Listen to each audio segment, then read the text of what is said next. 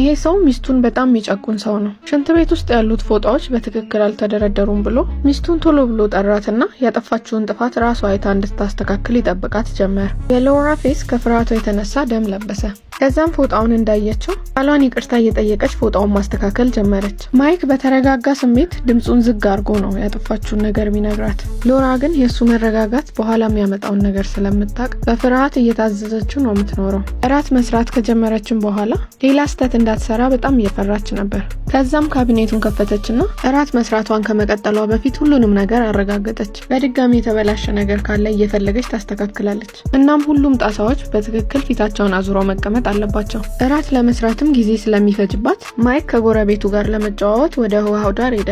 በወሬያቸው መሃልም ጎረቤቱ ሚስቱ ቆንጆ እንደሆነች ነገረው። ሰውየው ምንም አስቦ አልነበረም፣ ቁንጅናዋን እያደነቀ ብቻ ነበር። ማይክ ግን የሰማው ነገር ውስጡን እያቃጠለው ነበር። ወደ ቤት ሲመለስም ማላገጥና መቀለድ ጀመረ። ጎረቤታቸው ወጣትና ቆንጆ እንደሆነ ያወራ ጀመር። ሎራም ልክ ያልሆነ ነገር እንዳለ ተሰማትና ምንም እንዳልመሰለው ሰው ስራዋን መስራት ስትጀምር፣ ማይክ ግን ንግግሩ እየባሰበት መጣ። እሱ ለስራ በሚወጣበት ጊዜ ጎረቤቱ እዚህ እየመጣ ከሷ ጋር እንደሚውል እርግጠኛ ሆኖ ማውራት ጀመረ። ሎራ የሚያወራው ነገር ልክ እንዳልሆነና ጭራሽ ሰውየው እንደማታውቀው ብትናገርም የባሏን ንዴት ግን ከቁጥጥር ውጪ ሆነ። ከዛም በጥፊ አጮላት። በትዳር የቆዩበትን 5 ዓመት ሙሉ ቤታቸው ውስጥ እንዲህ አይነት ጭቆና የተለመደ ነበር። ሎራም ከዚህ ትዳር ለመውጣት አስባ ታውቃለች፣ ግን ከሱ ጋር የምትፋለምበት አቅም የላትም። ይሄ ትዳር ለሷ ሰቆቃ ብቻ ነበር። ትዳሯንም ለመቀጠል የሚደርስባትን ከመቋቋም ውጪ ምርጫ አልነበራትም። ትንሽ ቆይቶ ደግሞ ማይክ እንደሌላ ሰው አክት ማድረግ ጀመረ። ከወደቀችበት እንድትነሳ አገዛት። ከዛም በተረጋጋና በፍቅር መንፈስ ያወራት ጀመር። ይህን ያደረገው ግን ዛሬ የሚሄዱበት ቦታ እንደነበራቸው ትዝ ስላለው ነው። ጎረቤታቸው አዲስ ጀልባ ገዝቶ ማታ ላይ ውሃው ላይ ራት እንዲበሉ ጋብዟቸው ነበር። ሎራም ከመስማማት ውጪ ምርጫ አልነበራትም። ምሽት ላይም ከጎረቤታቸው ጋር በጀልባው መዝናናት ጀመሩ። ከዛ ግን አየሩ በጣም ተቀየረ። ድንገተኛ ማዕበል መጣና ጀልባው ላይ የነበሩ ገመዶችን በጣጠሳቸው። ማይክም ሊያስተካክል ወደዛ ሲሄድ አንድ እንጨት መታውና ውሃ ውስጥ ገባ። ጎረቤቱም ቶሎ ብሎ የማይክን እጅ ያዘው። ግን ማይክን ጎትቶ ጀልባው ላይ እስኪያወጣው ድረስ ሎራ ከጀልባው ላይ ተሰውራ ነበር። ሁለቱም ወንዶች ስሟን እየጠሩ ይጮሁ ጀመር። ግን ምንም ያህል ቢፈልጓትም ሊያገኟት ግን አልቻሉም። ለእርዳታ ደውለውም ሬስኪው ቲም መጥቶ እንዲፈልጋት አስደረጉ። ግን ያገኙት ነገር የላይፍ ጃኬቷን ብቻ ነበር። ማይክ ያላወቀው ነገር ግን ሚስቱ መዋኘት ማትችል ነበር የሚመስለው። እሷ ግን አጋጣሚውን ተጠቅማ ወደ ቤት ሄዳ ነበር። ከዛም ደብቃ የነበረውን ቦርሳ አወጣች። ሀገር ለቃ ከወጣች በኋላ ለመኖር የሚያስፈልጋት ነገሮች በሙሉ አሉበት። ሁሉንም በጥንቃቄ ነበር ያዘጋጀችው። ቶሎ ብላ ልብሷን ቀየረች። ጸጉሯን ቆረጠችና አዘጋጅታ የነበረውን ዊግ አደረገች። ከዛም ቀለበቷን አውጥታ ሽንት ቤት ውስጥ ጨመረችው።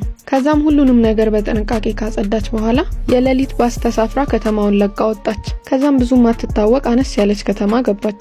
ከተማው መንገድ ላይ የህፃናት ሳቅ ነው የሚሰማው። እናም ለመጀመሪያ ጊዜ በነፃነት መተንፈስ ጀመረች። ከዛም አነስ ያለ ቤት ተከራይታ ህይወቷን ማስተካከል ጀመረች። ቤቷንም ቀለም ቀብታ አሳምራ አስተካከለችው። ፎጣዎቹን በትክክል ተደርድረው እያለ አውቃት አበላሻቸዋለች። ካቢኔት ውስጥ ያሉ እቃዎች በትክክል ከተደረደሩ ትዘበራርቃቸዋለች። የፈለገችውን ነገር እያረገች የምትኖርበት የነፃነት ህይወት ነበር ደስተኛ የሚያረጋት። እዚህ ደግሞ ማይክ ሚስቱን በማጣቱ ሀዘን ውስጥ ነበር።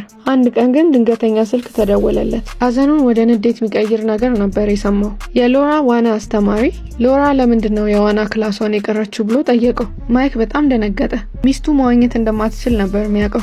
እንዲህ አይነት ነገር ትደብቀኛለች ብሎ አላሰበም ነበር። መዋኘት የምትችል ከሆነ እንዴት እዛ ውሃ ውስጥ ሰምጣ ትሞታለች? ወደ ቤት ተመልሶ ወደ ሎራ የሚመራው አንድ ነገር ለማግኘት ቤቱን ይበረብር ጀመር። ከዛ ቀለበቷን ሽንት ቤት ውስጥ አገኘው። ከሚስቱ ጋር እዛ ውሃ ውስጥ መስመጥ የነበረበት ቀለበት እንዴት እዚህ ሊገኝ ቻለ? ይሄ ነገር ሎራ በህይወት እንዳለች አሳመነው። እሱም ማያውቀው ነገር ግን ሚስቱ ጥላው መሄዷ ብቻ ሳይሆን ለራሷ አዲስ ህይወት ጀምራ ነበር። አዲስ ፍቅር ሳይቀር ጀምራ ነበር። የሎራ አዲስ ህይወት ውስጥ ልቧን ያሸነፈው ሻን የተባለ ጎረቤት አላት። ከተዋወቁ ጊዜ ጀምሮ ነፃነትን አብዝቶ የሚወደው ሻን ልቧን ገዝቶታል። ሻን የዩኒቨርሲቲ ፕሮፌሰር ነው። ስማርት ነው፣ ቆንጆ ነው። ሎራ ቶሎ ነበር የተሸነፈችለት። እሷ ያላወቀችው ነገር ግን ማይክ እሷን ለመፈለግ ጉዞውን ጀምሯል። ሎራ የተደበቀችበትን ቦታ ባያውቀውም አንድ ድክመቷን ግን ያውቃል።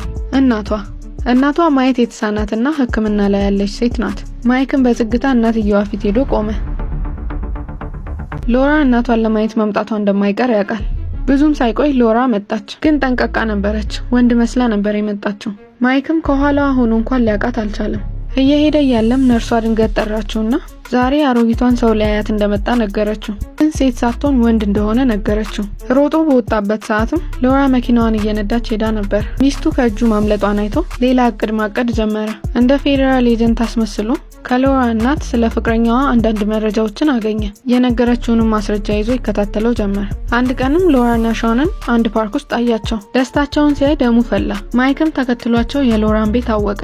መጸዳጃ ቤት ገብቶም ፎጣዎቹን አስተካከላቸው። ሎራም ይሄንን ስታይ አንዳንድ ትዝታዎች ይመጡባት ጀመር። ከዛም በፍጥነት ሄዳ ካቢኔቱን ስትከፍት ውስጥ ያሉት እቃዎች በስርዓት ተደርድረው ነበር። በዛ ሰዓት ፍርሃት ይወራት ጀመር። ወደ በሩ ስትሮጥም ከበሩ ፊት ሬዲዮ ተቀምጦ አየች። ከዛ ከጨለማ ውስጥ ቀስ እያለ የሚመጣ የሰው ኮቴ ሰማች። ማይክም ከጨለማ ውስጥ ወጣ። ያንን የምታውቀውን ድምጽ ስትሰማ እንባ በእንባ ሆነች። ከዛ በኋላ በር ተንኳኳ። ሻን ነበር። ማይክም አንድ ነገር እንዳትናገር አስፈራራት። ከዛም ሽጉጡን ይዞ ከበሩ ጀርባ ቆመ። ሎራም ሰበብ አስባብ እያበዛች ሻንን እንዲሄድ አደረገችው። ሻን ግን የሆነ ልክ ያልሆነ ነገር እንዳለ ተሰምቶት ነበር፣ ግን እሺ ብሎ ትቷት ሄደ። ከዛ ግን የማይክን ድምጽ ከውስጥ ሲሰማ በሩን ሰብሮ ገባ።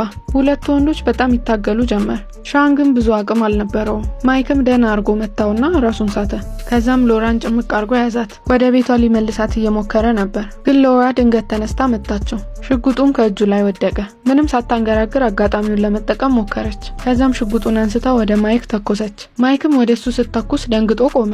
ሎራም ቶሎ ብላ ስልክ አነሳችና ለፖሊስ ደወለች። ግን ለእርዳታ አልነበረም ወደ ፖሊስ የደወለችው። የተፈጠረውን ነገር በደንብ አስረዳቻቸው። አንድ ሰው ቤቷን ሰብሮ እንደገባና ሊገላት ሲሞክር እሷ እንደገደለችው ነገረቻቸው። ስልኩንም ከዘጋችው በኋላ እየደጋገመች ተኮሰችበት። በስተመጨረሻም እድሜ ልኳን ሲያሳድዳት የነበረ ፍርሃቷ ተቆረጠላት። ፊልማችንም በዚህ ያበቃል።